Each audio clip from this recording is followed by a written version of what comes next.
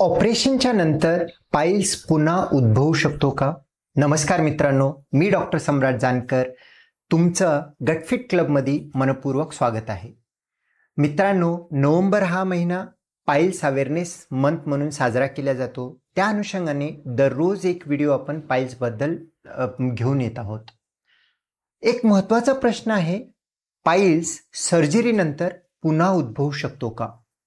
आणि हा प्रश्नाचा उत्तर आपण सखोलमध्ये समजून घेण्याचा या व्हिडिओ मार्फत प्रयत्न करूया. पाईल्सची सर्जरी झालं तर 100% बरा होतो का? पाईल्स सर्जरीनंतर पुन्हा पाईल्स येऊ शकतो का? हा प्रश्न बरेच लोकांना असतो. किंवा पुन्हा पाईल्स झाल्यानंतर मी सर्जरी केली होती, मला का बरं वापस होतोय, हा प्रश्न बरेच लोकांना पडतो. तर त्याबद्दलच आपण समजून घेण्याचा प्रयत्न करूया. पहिलं, पाईल्सच्या सर्जरीनंतर पुन्हा पाईल्स का बरं होऊ शकतो ही गोष्ट समजून घेऊया आणि त्याचसोबत ते कसं टाळायचं हे पण समजण्याचा प्रयत्न करूया. सर्वात पहिलं कारण आहे, पाईल्समध्ये कोणतंही ट्रीटमेंट 100% बरं करत नाही. कारण पाईल्सचा जर मूळ कारण जर सुधारलेलं नसेल, जसं आपण बघितलेलं आहे, पाईल्सचं कारण म्हणजे लाईफस्टाईल आहे. डाएट चांगलं नाही, लो फायबर आहे, पाणी कमी पितोय, शरीरावरती हालचाल नाही किंवा शौचाची काही पद्धत चुकीची अवलंबून घेतलेला आहे. ह्या सगळ्या गोष्टींमुळे पाईल्स झालेला आहे. आणि अशा पेशंटमध्ये सर्जरीने कितीही चांगलं सर्जरी केलं तरीसुद्धा सर्जरीच्या नंतर 3 महिने, 6 महिने, वर्षाच्या नंतर आपणाला हा पुन्हा आजार जाणवायला चालू होऊ शकतो. त्यामुळे सर्जरी करो न करो तुमची लाईफस्टाईल सुधारणं पाईल्सच्या पेशंटला सर्वात मुख्य गोष्ट करणं गरजेचं आहे. त्याच्यामध्ये पाणी जास्त घेणं, फायबर जास्त घेणं, लाईफस्टाईल सुधारणा करणं, शरीरावरती हालचाल करणं, छोटे मोठे व्यायाम करणं, हे सगळं करणं गरजेचं आहे. दुसरं महत्त्वाचं कारणमध्ये काही पेशंटमध्ये क्रोनिक कॉन्स्टिपेशन, बद्धकोष्ठता, त्याच्यामध्ये डिसएनर्जिक डेफिकेशन असलेल्या पेशंटमध्ये जास्त मोशनला ताकद लावल्याने किंवा खूप वेळ बसल्याने, खूप कडक संडास झाल्याने पाईल्स होतो. अशा पेशंटमध्ये जर करता क्रोनिक कॉन्स्टिपेशन, डिसएनर्जिक डेफिकेशन ही जर करता आजार प्रॉपर ट्रीटमेंट न केलं तर सर्जरीनंतर देखील पाईल्स होऊ शकतो. मग हे आजार ओळखायचं कसं? तुम्हाला टॉयलेटमध्ये जास्त वेळ बसावं लागत आहे किंवा जास्त वेळ बसल्यानंतर सुद्धा ताकद खूप द्यावं लागत आहे, मोशनच्या नंतर आतमध्ये आणखीन काही उरल्यासारखं भावना होत आहे आणि अशा जर कथा गोष्टी असेल तर तो कदाचित डिसएनर्जिक डेफिकेशन असू शकतो. अशा पेशंटमध्ये डिसएनर्जिक डेफिकेशन आहे का, सर्जरीच्या अगोदर ॲनल मॅनोमेट्रीवरती आपण डायग्नोज करू शकतो. जर डिसएनर्जिक डेफिकेशन असेल तर ग्रेड 1, ग्रेड 2 पाईल्समध्ये लाईफस्टाईलसोबत तुम्ही डिसएनर्जिक डेफिकेशनला ट्रीटमेंट बायोफीडबॅकनी केलं किंवा ग्रेड 3, ग्रेड 4मध्ये सर्जरीच्या नंतर डिसएनर्जिक डेफिकेशनला बायोफीडबॅक करून बरं केलं तर पाईल्स होणं टळू शकतं. तिसरी महत्त्वाची गोष्ट, रक्त जाणवलं मोशनमध्ये म्हणून पाईल्स डायग्नोज केलं आणि सर्जरी केलं. काही वेळेला वजन कमी झालेलं असतो, भूक नाही लागत किंवा आतमध्ये पोटामध्ये गाठ आहे. अशा पेशंटमध्ये मुख्यतः म्हणजे 40-45 वयाच्या नंतरच्या अशा पेशंटमध्ये कोलोनोस्कोपी केलेलं नसेल आणि आतमध्ये कोलोरेक्टल पॉलिप आहे किंवा कॅन्सर आहे, तो पाईल्सची सर्जरी करून कधीच बरं होत नाही. तशा कंडिशनमध्ये आतमध्ये काय हे कोलोनोस्कोपी किंवा प्रॉपर व्हिडिओ प्रॉक्टोस्कोपी करून समजून घेऊन जर का त्या सर्जरी केलेला असेल तर मुळापासून तो बरा होतो आणि वापस रक्त येणं हा होणार नाही.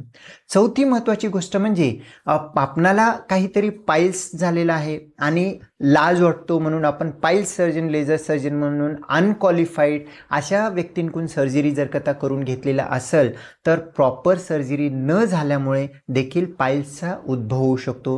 ह्याला टाळण्यासाठी एक qualified MS, MBBS general surgeon किंवा colorectal surgeon, qualified colorectal surgeon यांच्या मार्गदर्शनाखाली सर्जरी करावा. कारण पाईल्सची सर्जरी हा एमर्जन्सी सर्जरी मुख्यतः नसतो. काही धावपळ करून, गडबड करून सर्जरी करायची नसतं. मग ज्या वेळेला सर्जरी करायची गरज आहे त्यावेळेला योग्य सर्जन निवडणं आणि एक्सपर्ट सर्जन निवडणं, क्वालिफाईड सर्जन निवडणं हे सुद्धा केलं तरी आपण पाईल्स पुन्हा होण्यास टाळू शकतो.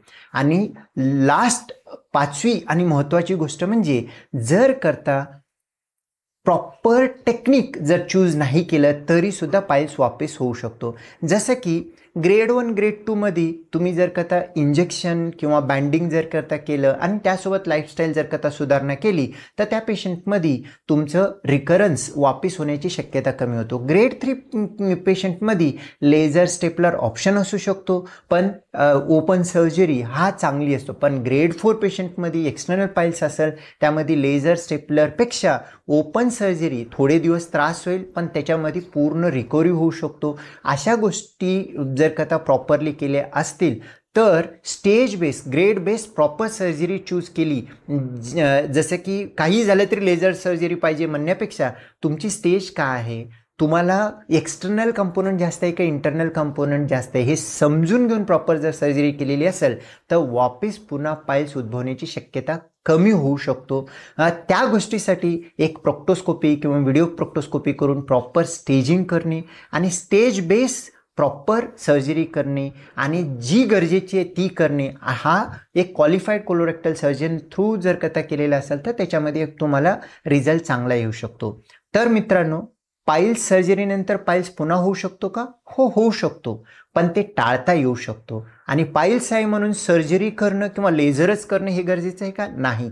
थोडा वेळ घ्या, समजून घ्या आणि तुमची लाईफस्टाईल आणि डाएट सुधारणा करा. काही असोसिएटेड त्याचे गोष्टी आहेत जे की कोलोरेक्टल कॅन्सर वगैरे आहे का किंवा काय कारण आहे बद्धकोष्ठताचं, ह्या सगळ्या गोष्टी पहिलं समजून घ्या, त्यांना ट्रीटमेंट करा. त्याच नंतर सर्जरी जर करा आणि सर्जरीच्या नंतर सुद्धा लाईफस्टाईल सुधारणा करा. डाएट चांगलं ठेवा, फायबर जास्त घ्या, पाणी जास्त घ्या, जेणेकरून पाईल्स पुन्हा उद्भवणार नाही आणि पुन्हा तुम्हाला ह्याचा त्रास होणार नाही. तरी हा व्हिडिओ मला वाटते तुम्हाला बऱ्यापैकी कावर पुन्हा पुन्हा पाईल्स होतो हे समजलेलं आहे असं वाटतं. आणि हा जर व्हिडिओ तुम्हाला चांगला वाटला असेल तर आमचा व्हिडिओ लाईक करा, आमचा व्हिडिओ जास्तीत जास्त लोकांपर्यंत मित्रपरिवारांपर्यंत शेअर करा आणि आमचा चॅनल गटफिट क्लब सबस्क्राईब करा.